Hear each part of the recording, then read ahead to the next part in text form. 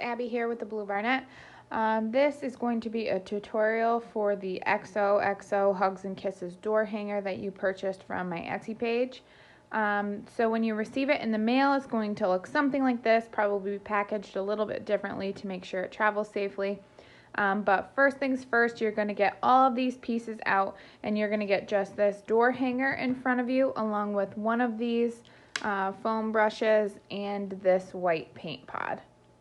Okay, so now you're going to see that your door hanger already has tape on it, and it also does have a rope hanger on the back. It's just taped down to keep it out of your way. So you are going to take one of your foam brushes and use this white paint and just paint this center part right here.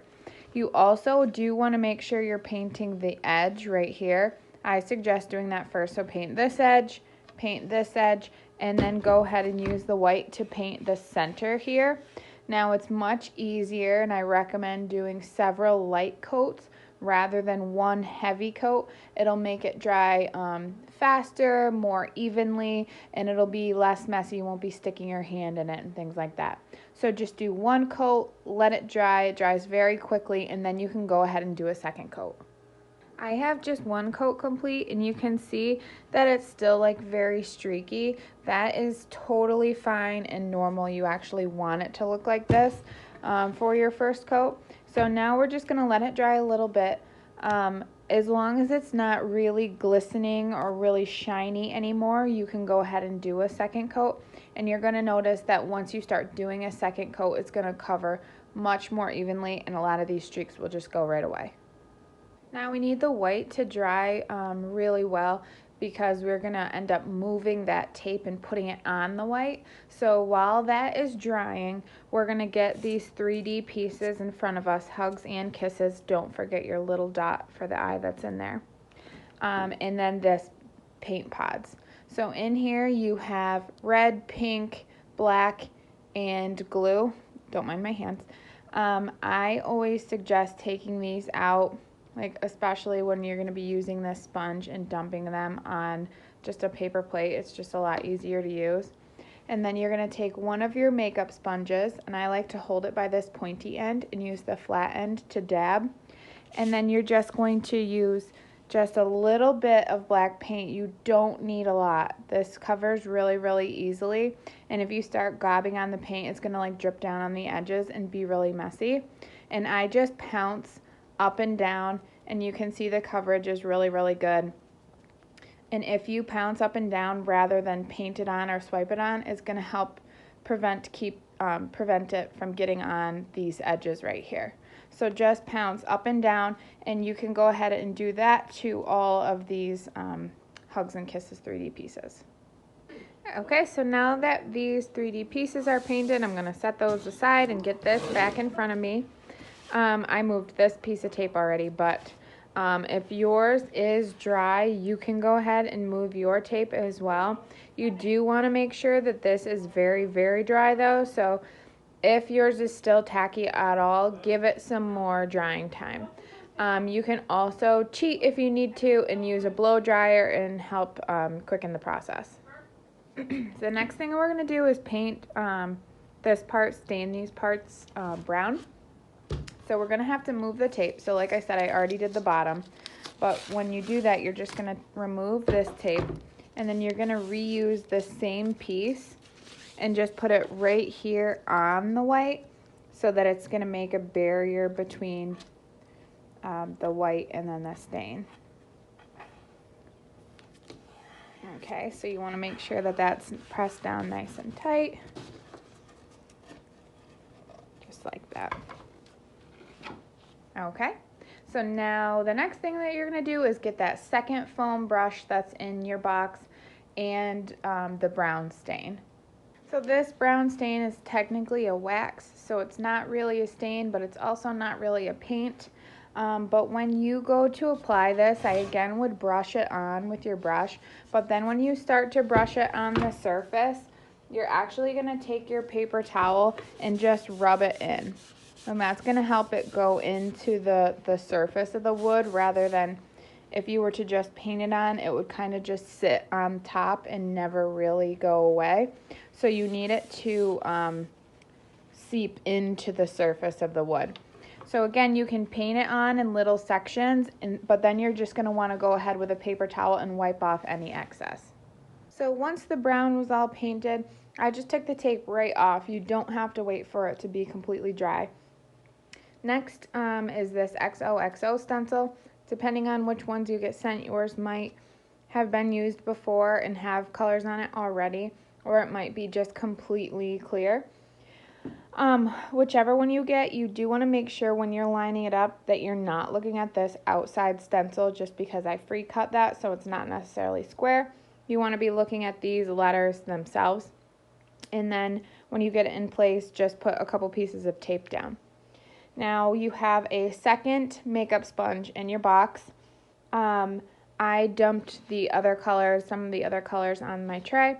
I'm going to start with the pink because I'm going to use the same sponge to do all of them. So since I'm going to be using red and pink on this sponge, I want to start with a lighter color because then the red will just cover it up. So I'm going to do just these two O's. When you go to stencil, this is like the #1 key.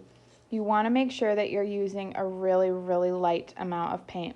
Like what I have on this sponge is way too much. So if you get some on your sponge, then you want to get rid of some. You can blot it on a paper towel or your plate or whatever. You can even do a test dab on this plastic just to see how much you have. And then just very carefully up and down, you're just going to dab. You don't want to paint, swipe, anything like that. You just want to dab up and down. Now a little bit of paint is going such a long way here. If you decide that it's not dark enough, you can always go back in and add like a second coat. But for now, you just want to make sure you're doing really, really light coat. That's going to prevent it from like getting underneath. See how it's making like a very, very crisp line there. There's no bleeding or anything. That is because you are using a light amount of paint. Okay, so you can go ahead and do that. I'm going to do both of these in pink. Then I'm going to use the same sponge because it won't matter. The red will cover up whatever pink is on the sponge, and go ahead and do the red. If you don't want to mix the colors, you can always just take a pair of scissors and cut the end of this off and then use that to do the red.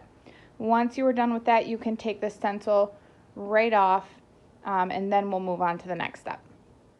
So once you've removed the stencil, you'll be left with the Xoxo, and it should dry very, very quickly as long as you're using nice light coats of paint. So then I took these 3D pieces and I laid them over top and this isn't glued down yet. I just set them here just to get the placement and the layout right. Once I have it where I want it, I can take this Q-tip, which was also in the box, and then you have a paint pod labeled glue. You're just going to open that, put some glue on this Q-tip, and then take the 3D words like one at a time just so that it will help you keep the placement. And you're just going to apply glue all to the back of this.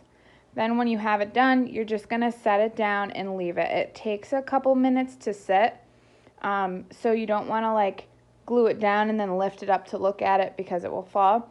So just set it there, leave it, give it a couple minutes.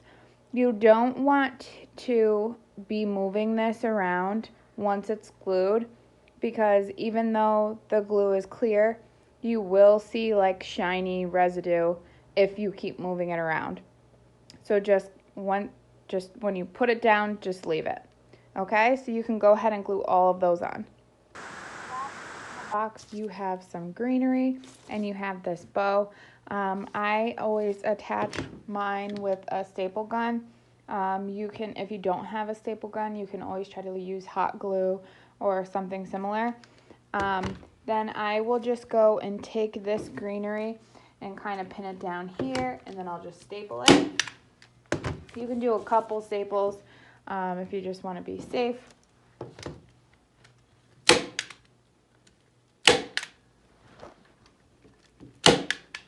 Okay, just like that.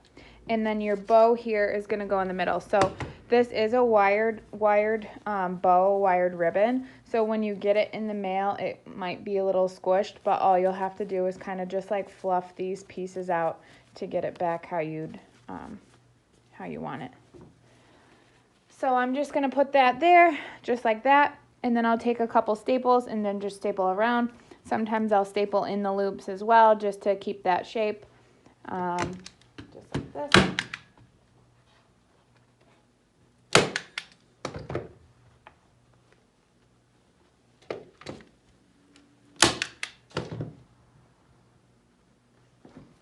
Okay, and there you have it. So there is your completed door hanger. Thank you so much for watching this video and buying this project. I hope you had so much fun making it. You can always tag me at the Blue Barnett. I'd love to see your finished products. And make sure that you are following along on either my Facebook, Instagram, or YouTube page to find more tutorials for each season. All right, thank you. Have a great day.